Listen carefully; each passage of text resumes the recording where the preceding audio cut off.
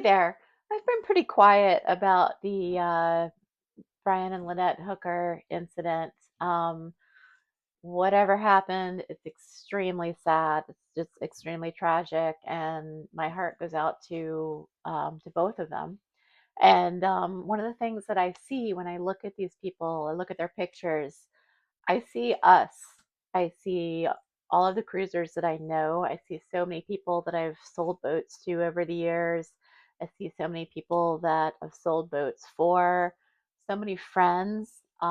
They just kind of, in their photos, again, without knowing them, they seem like people who embrace the cruising lifestyle and are living it to their best and living it fully. And that just, they're every one of us. So, whatever happened, it's not for me to say, it's not for me to guess. It's extremely tragic. I feel awful for their families. Um, but I wanted to, I've been thinking a lot about this, right? And there's a lot of criticism out there. There's a lot of, people saying, oh, if they'd done this or if they'd, worn life jackets or, blah, blah, blah, everything would have been okay. And it's one of those situations that we can look at and we can pick apart and we can say, they should have done this, they should have done that, whatever. We can say that all day, but we weren't there. Um, but one of the things that, I was really reminded of, and I was talking to Matt, my fiance, about this. He's in the Bahamas right now on his 44 island packet, and it's his first year in the Bahamas. And so we've been doing a lot of, talking about what he needs on the boat and, stuff like that. And one of the things that to me, I'm very lucky. I grew up in this life. I was a kid cruiser, right? I was a boat kid, homeschooled, all that stuff from when I was born to when I turned 18, right? So I come with all this knowledge that, I may take it for granted. These are just little basic things, but, other people may not. So a dinghy box could have really changed this situation. If you don't know what a dinghy box is, I'm going to tell you, and I'm going to tell you what should be in it. You may have a ditch bag for your boat, right? When you're doing an overnight passage, it's got all your important paperwork in it. It's got whatever communication things you need. Dinghy bag is kind of, or dinghy box is kind of the same thing. It can be a bag, it can be a box. When I was growing up, we didn't really have a lot of great waterproof bags, but we had a Pelican case. And that Pelican case was the dinghy box. And you didn't go anywhere in the dinghy, even if you were just going a quarter of a mile to shore, you didn't go anywhere without the dinghy box. So the dinghy box was your purse, your, survival kit, your everything.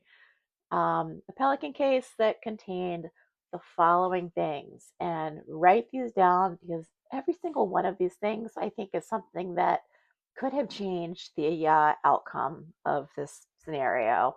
Um, so, in your box, the very first thing that you want to think about is a handheld VHF. You should always have two handheld VHFs on your boat. You should have one that's a spare that you can keep in the cockpit, and you should have one that goes in the dinghy with you. Even if you have a cell phone plan, whatever. A lot of handhelds are the type that you screw on the antenna and that have a removable battery. So unscrew that antenna, squirt it with WD-40, take those batteries out, make sure they're lubricated too. Put those in a Ziploc bag or something separate and have all the elements to your handheld in your dinghy box so that in an emergency, it takes you 2 seconds to take it out, screw on the antenna, pop in the battery, and you know it's going to work. So that itself could have changed the outcome. Handheld flares. Now, a lot of times when people are in the Bahamas, they don't think about the requirements of being stateside.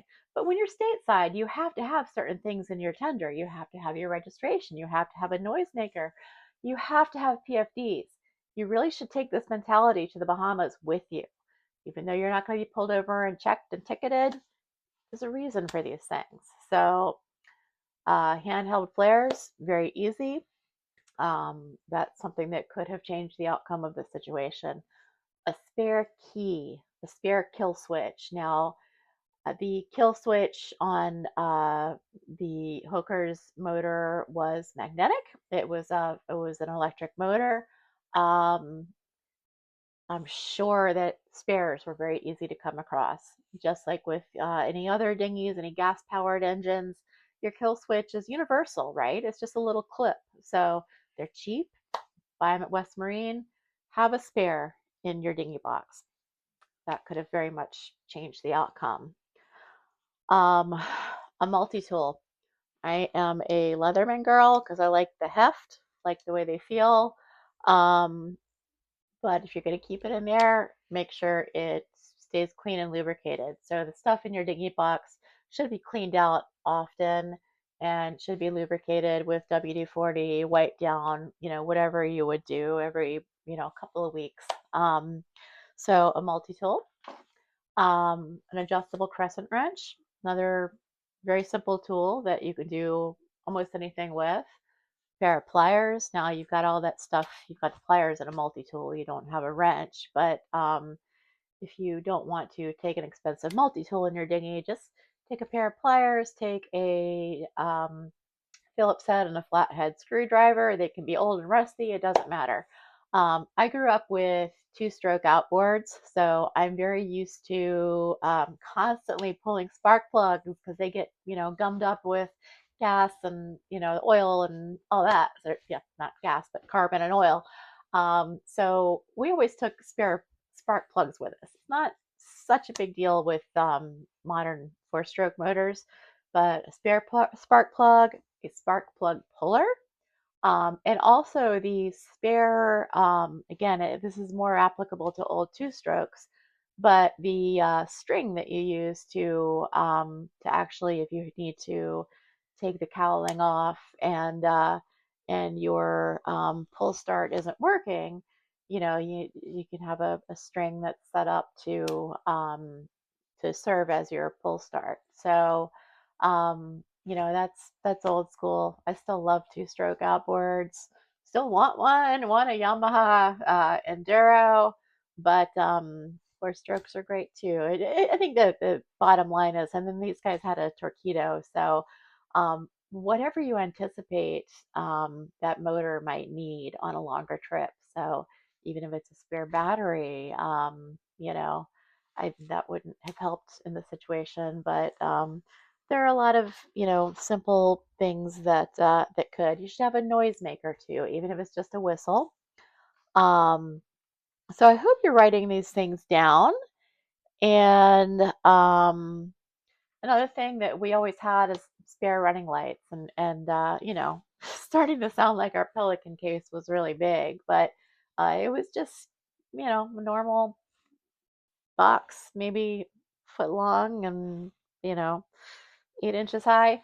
Um, so easy enough to grab, and if you can put a lock on them, so you can leave them in your dinghy locked. If you're worried about security, run your cord that you lock your dinghy up with through the handle of that, or carry it around with you. Um, so those are the things that should go in your dinghy box. A couple of other things that a lot of people have commented on.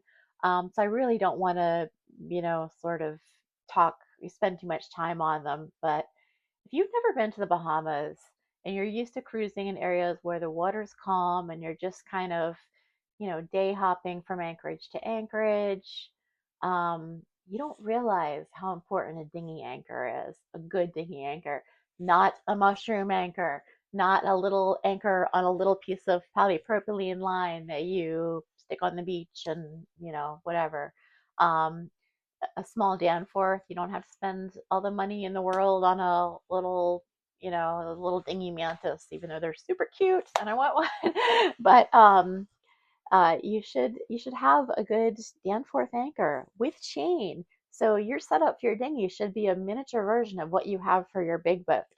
So and with 100 feet of scope, because you don't know if you're getting stuck and pulled out an inlet on outgoing tide, and you're in 30 feet of water. If you've got a 10-foot polypropylene line on a mushroom anchor, it's not going to do you any good. So a good anchor, um, And more than just the standard safety or paddle, a lot of folks just have, the one because they don't think anything's going to go wrong. So the one that breaks down and it's just, you get it as part of your standard safety kit at West Marine. That's great, but you really need two. I don't know when the last time was you tried to, paddle in a dinghy in current. Inflatables don't paddle, or most wider. Theirs was not an inflatable, but it's hard to paddle your typical cruising dinghy. So you really need to just make space for having two proper oars. So what I really wanted to do is just kind of walk you through the contents of the dinghy box, get it stuck in your head, have that. Whatever happened, and we do not know. And I hope with all my heart that Lynette is found and that everything is okay. It's like I said, when I see their pictures, I see all of us, and that really, really hurts. But think about your dinghy box. Think about what's going to go in it. Pretty simple. And any one of those items could prevent disaster. So,